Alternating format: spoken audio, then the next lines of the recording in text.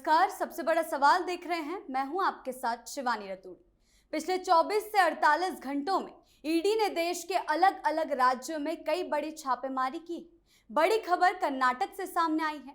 जांच एजेंसियों की टीम ने डीके शिव कुमार के करीबी विधायक एनए हारिस के बेटे के घर और उनसे जुड़े ऑफिस पर छापेमारी की। ये पूरी कार्रवाई बिटकॉइन स्कैम से जुड़ी हुई है। वहीं पंजाब में आम आदमी पार्टी से जुड़े बड़े नेताओं पर ईडी का एक्शन देखने को मिला। वहीं चुनाव से पहले बंगाल में भी अधिकारियों पर जांच एजेंसियों का शिकंजा कसता दिखाई दिया। ईडी जबरदस्त एक्शन मोड में है। कहीं छापेमारी तो कहीं गिरफ्तारी तो कहीं लंबी पूछताछ का सिलसिला जारी है। ईडी के इसी एक्शन पर चर्चा करने के लिए मेरे साथ स्टूडियो में मौजूद हैं कैपिटल टीवी के executive editor Rajiv Kumar. Sir, बहुत बहुत स्वागत है आपका। धन्यवाद। सर, ईडी की कार्रवाइयों का असर क्या होगा, क्योंकि बड़े बड़े अधिकारी भी इनकी चपेट में आ रहे हैं। देखिए, अधिकारी हो, नेता हो, पदाधिकारी हो, कोई भी हो, अगर करप्ट होगा तो ईडी की रडार में आएगा ही।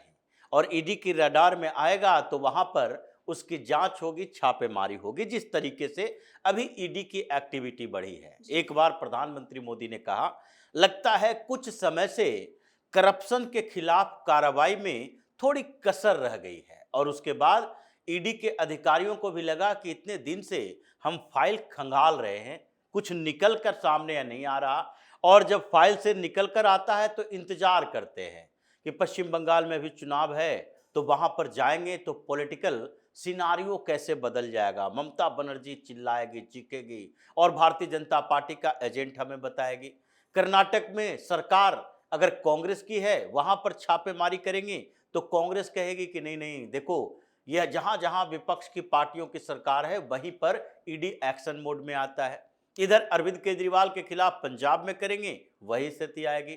तो इसलिए कुछ समय से ईडी थोड़े से इनएक्टिव मोड में आ गए थे। लेकिन जैसे ही प्रधानमंत्री ने सीधे तौर पर कहा करप्शन से कंप्रोमाइज नहीं किया जाएगा, फिर से एक बार ईडी सुपर एक्टिव मोड में आ गई। कर्नाटक में ये एक दो नेता नहीं है, ये मोहम्मद हैरिस की बात नहीं है, जो बिटकॉइन का धंधा करते हुए कई क्रिप्टो का काम करता था। और इसके ट्रांजैक्शन रिकॉर्ड जब पता चले तो उसके बाद वहां पर छापेमारी की गई। 12 ठिकानों पर छापेमारी, अलग अलग जगहों से करोड़ों कैश में भी जब्त किए गए।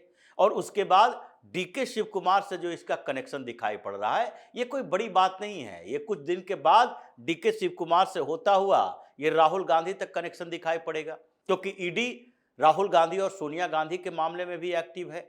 भले ही कोर्ट इस मामले को थोड़ा सा और खींचना चाहती है, इसलिए ईडी की नेशनल हेराल्ड के मामले में सुनवाई थी हाई कोर्ट में, अब इसका डेट बढ़ा के, तारीख बढ़ा के 25 मई कर दिया गया कि नहीं नहीं, अभी इस मामले में अगली सुनवाई होगी, रिशेड्यूल कर दो। रिशेड्यूल क्यों करो? क्योंकि ईडी ने जो बिटकॉइन वाले पूरे रैकेट के ऊपर छापेमारी की है, मनी लॉन्ड्रिंग के चार्जेस लगाए हैं, डीके शिव कुमार तक उसकी आंच पहुंची है। डीके शिव कुमार भी ये नेशनल हेराल्ड वाले मामले में उनके खिलाफ भी छापेमारी हुई थी, क्योंकि नेशनल हेराल्ड के पूरे प्रकरण में जो नेशनल हेराल्ड को खरीदा गया, एजेएल ग्रुप को खरीदा गया, और उसमें जिस पैसे का इस्तेमाल किया गया यंग इंडियन प्राइवेट लिमिटेड के माध्यम से, और वो जो ट्रस्टी, ये जो शेयर होल्डर बने राहुल गांधी, सोनिया गांधी 38% का, उसमें डीके शिव कुमार का नाम नहीं है कि वो शेयर होल्डर है। उनमें उनकी भूमिका शेयर होल्डर में नहीं है, क्योंकि ये 76% तो इन्हीं लोगों के पास था, और फिर बचे हुए ऑस्कर फर्नांडिस के पास 12% चला गया था। इन्हीं के इर्द गिर्द के लोग, सुमन दुबे का भी नाम उसमें आया। लेकिन डीके शिव कुमार उसमें पैसे देने वाले में थे, डोनर थे। डीके शिव कुमार और डीके सुरेश, ये दोनों भाई उस समय कभी मंत्री रहा करते थे। डीके सुरेश पिछली बार सांसद थे, लेकिन 2024 के चुनाव में वो चुनाव हार गए। लेकिन ये दोनों भाइयों ने 20-20 लाख का चंदा दिया था यंग इंडिया प्राइवेट लिमिटेड को। किस आधार पर दिया, अभी तक जांच चल रही है। जब डीके शिव कुमार के दिल्ली ठिकानों पर छापेमारी हुई थी तो 3 फ्लैट में 5.5 करोड़ रुपया कैश मिला था। अभी भी डीके शिव कुमार पर उसकी जांच चल रही है, उसके इन्वॉल्वमेंट की। नेशनल हेराल्ड के मामले में जुडिशियल सिस्टम जिस तरीके से पूरा एकदम बिल्कुल चरचराया हुआ है, चरमराया हुआ है, जिस तरीके से लग रहा है कि जज साहब को अभी इस मामले से राहुल गांधी सोनिया गांधी से मोह भंग नहीं हुआ है। इसी के कारण ये 12 साल से मामला खींचता जा रहा है। प्रथम दृष्टया ही दिखता है कि नेशनल हेराल्ड के मामलों में इन लोगों ने 5,000 करोड़ की प्रॉपर्टी कुछ पैसे देकर पूरी तरह से अपने नाम से कर ली। ये चल अचल संपत्तियों की बात है। अभी तक ईडी ने कई ऐसी रिपोर्ट सौंपी कोर्ट के अंदर भी कि देखिए, जो प्रॉपर्टी की बात करते हैं कि हमारे पास नहीं, यंग इंडिया प्राइवेट लिमिटेड के पास है, हम डायरेक्टर हैं और उसमें शेयर होल्डर हैं, हमने उसके पैसे का इस्तेमाल नहीं किया, वो सारी प्रॉपर्टी रेंट पर दी हुई है और रेंट से करोड़ों की कमाई इन लोगों की हो रही है, लेकिन फिर भी वो मामला वहीं अटका हुआ है। तब ईडी क्या करे? ईडी को छापा मारना है, रिकवरी करना है, फिर उस पूरे मामले में मनी ट्रांजैक्शन दिखाना है, ये मनी ट्रेल दिखाना है कि कहां कहां पैसा गया। और इसीलिए राहुल गांधी सोनिया गांधी के खिलाफ भी जांच अभी रुकी हुई है कोर्ट के इस लापरवाही और धीरे धीरे स्लो जस्टिस की थ्योरी के कारण। लेकिन अभी कर्नाटक में छापेमारी हुई, अभी कर्नाटक में और छापेमारी होगी। जैसे तमिलनाडु में छापे ईडी के पड़े सेंथिल बालाजी के ठिकानों पर, स्टालिन की पूरी फाइल निकली हुई है कि कैसे डीएमके के समय में कहां कहां क्या क्या घोटाले हुए हैं और मनी ट्रांजैक्शन पता चलते फिर से छापेमारी होगी। इधर अगर पंजाब में देखें तो कुछ दिनों के अंदर 2 बड़े आम आदमी पार्टी के नेता, एक राज्यसभा सांसद अभी Ashok Mittal, lovely professional university, lovely sweets, lovely का कारोबार ऐसा है कि ये फेमा में भी फंसा हुआ है, मनी लॉन्ड्रिंग में फंसा हुआ है ही, और उसके बाद कुछ और चार्जेस भी इसके ऊपर लगे हुए हैं। अशोक मित्तल जो कि राज्यसभा सांसद ही पैसा देकर बना अरविंद केजरीवाल को, पहले उसके ठिकानों पर छापेमारी हुई, कुछ दस्तावेज पकड़े गए, अरेस्ट नहीं किया गया अभी तक। लेकिन वही पूर्व सांसद राज्यसभा का ही है संजीव अरोड़ा, उसके घर पे भी छापेमारी। ये संजीव अरोड़ा को राज्यसभा सांसद जब था तो उससे इस्तीफा दिलवाकर चुनाव लड़वाया गया और चुनाव लड़वाने के बाद मंत्री बनाया गया। वो भी बड़ा इंडस्ट्रियलिस्ट है, करोड़ों अरबों का कारोबार, और केजरीवाल के इर्द गिर्द सारे ये करोड़ों अरबों के कारोबार वाले ही लोग हैं जिसको राज्यसभा की सीटें दी जाती रही है, चाहे दिल्ली में एनडी गुप्ता एसडी गुप्ता को ही क्यों ना हो। इसलिए उन लोगों के खिलाफ छापेमारी हुई। अब ये सारे समन जारी करने की बारी है कि अरेस्ट वारंट कैसे जारी किया जाए इन लोगों के खिलाफ। लेकिन इससे भी बड़ी कार्रवाई चल रही है पश्चिम बंगाल में।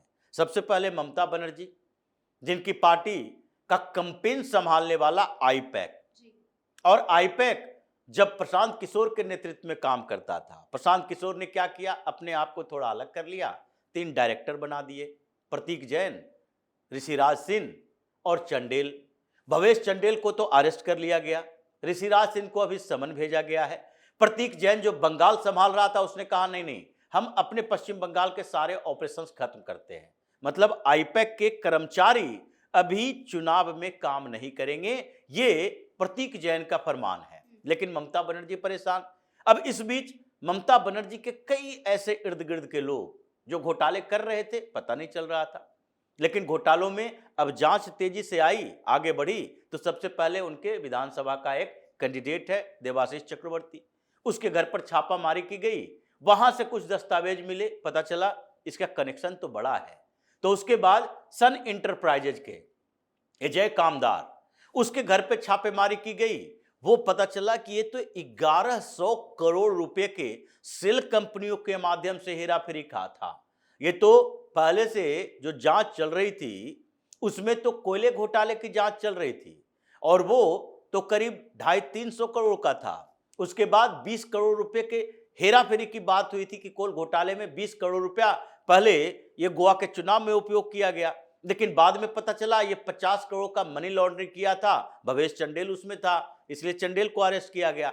अब उसके लिंक सन इंटरप्राइजेज की उस सेल कंपनियों से जुड़ी जो कि मनी लॉन्ड्रिंग के लिए ही उन कंपनियों को बनाया गया था। अब वहां से जब पता चला तो ये सोना पप्पू एक आ गया, ममता बनर्जी का व्यक्ति, बड़ा गैंगस्टर। अब उसके ट्रांजैक्शन जब देखे गए कि सन इंटरप्राइजेज के जो एक कामदार से लेकर सोना पप्पू तक कैसे पहुंचा।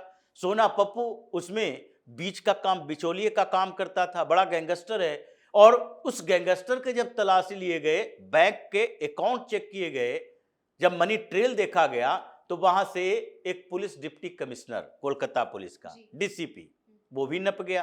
तो ये पूरा जो चक्र चल रहा है उसमें लग रहा है कि अब इन लोगों को देखते देखते आगे अभिषेक बनर्जी तक का नंबर आएगा।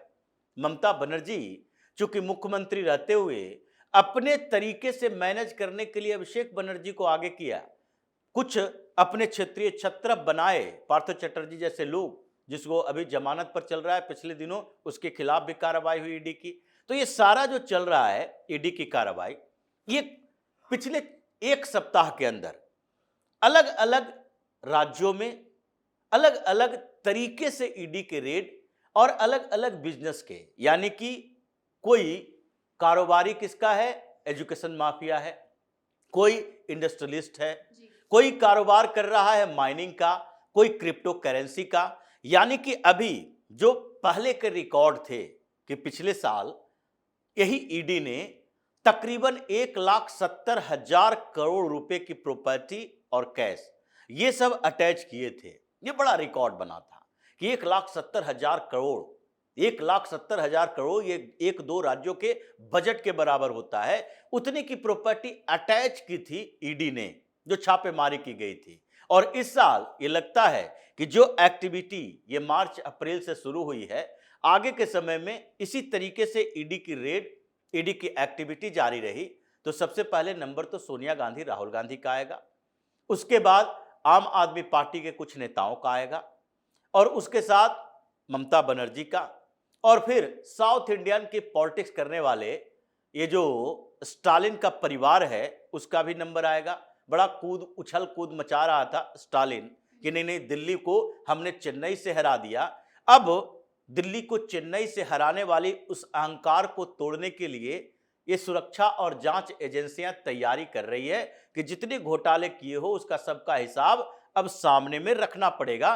तो जो अभी तरीके हैं उससे लग रहा है कि आगे जो ईडी की लिस्ट में, ये अभी जब सुप्रीम कोर्ट में ये लोग ईडी के खिलाफ गए थे तो इन लोगों ने ही रिकॉर्ड दिया था कि देखिए 90% केसेस हमारे खिलाफ है, यानी विपक्ष की पार्टियों के खिलाफ है, जिसमें कहा गया था कि 96 बड़े नेता ईडी को इन्वेस्टिगेशन के दायरे में है। सबसे ऊपर में कांग्रेस ही थी, जिसमें 24 कांग्रेस के बड़े नेताओं के ऊपर ईडी का इन्वेस्टिगेशन चल रहा है। दूसरे नंबर पर ये ममता बनर्जी की पार्टी, जिसके 19 बड़े नेताओं के ऊपर ईडी का इन्वेस्टिगेशन चल रहा है। तीसरे चौथे नंबर पर समाजवादी पार्टी, आम आदमी पार्टी, उद्धव ठाकरे की पार्टी, ये पार्टियों का नाम था। लेकिन जो एक्टिविटी दिख रही है उससे तो लग रहा है कि 96 बड़े नेताओं की लिस्ट अब ईडी ने तैयार कर रखी है, और उस नेटवर्क में कुछ बड़े बिजनेसमैन जुड़ते जा रहे हैं, और ये लिस्ट धीरे धीरे बढ़ती जा रही है। जैसे संजीव अरोड़ा का नाम या फिर अशोक मित्तल का नाम जुड़ा, पहले तो अरविंद केजरीवाल, मनीष सिसोदिया का नाम था, उस समय विजय नायर का नाम था, लेकिन अब उसमें धीरे धीरे जुड़ रहा है कि सत्येंद्र जैन के बाद अब अशोक मित्तल का भी नाम जुड़ गया, संजीव अरोड़ा का भी नाम जुड़ गया।